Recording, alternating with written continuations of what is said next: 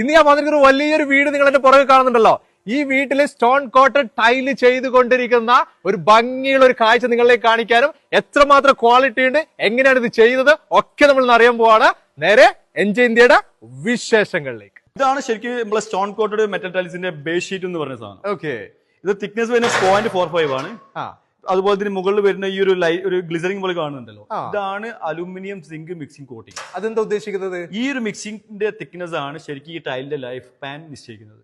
എത്ര കിട്ടും എന്നുള്ളതിന് ഈ ഒരു തിക്നെസ് ആണ് അത് ഈ നിശ്ചയിക്കുന്നത്. തിക്നെസ് ഇത് വരുന്ന സമയത്ത് എന്താണ് ഇതിന്റെ ഗുണങ്ങൾ എന്തൊക്കെയാണ്? 2-3 ഗുണങ്ങളുണ്ട്. ഒന്ന്, ചൂട് കുറയ്ക്കാനുള്ളത്. പിന്നെ ഇതിന്റെ ഈ ഒരു മെറ്റലിനെ പ്രൊട്ടക്ട് ചെയ്യാൻ ഉപയോഗിക്കുന്ന ലെയർ ആണ് ഈ ഒരു സംഭവം. ഓക്കെ, ഇതിന് മുകളിൽ വരുന്നതാണ് ഈ ceramic granules, copper coated ceramic granules ആണ്. ഇതാണ് നമ്മൾ കാണുന്നത് അല്ലേ? എല്ലാവരും കാണുന്ന മെറ്റീരിയൽ കാണുന്ന ഒരു ഭാഗം ഇതാണ്.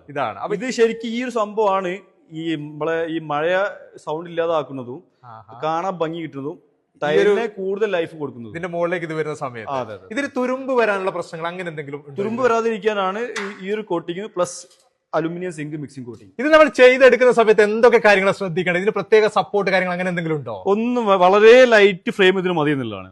വളരെ ലൈറ്റ് കണ്ടില്ലേ? ഇവിടെ തന്നെ നമ്മൾ ചെയ്തിട്ടുള്ളത് 3-1.5 റാഫ്റ്ററും 1 ഇഞ്ച് സ്ക്വയറിൽ വന്നിട്ടുള്ള പർലിങ്സ് ആണ് ഉപയോഗിച്ചിട്ടുള്ളത്. അതായത് 5 അടി ഡിസ്റ്റൻസിലാണ് ഇതിന്റെ റാഫ്റ്ററിന്റെ സെന്റർ ടു സെന്റർ കൊടുത്തിട്ടുള്ളത്.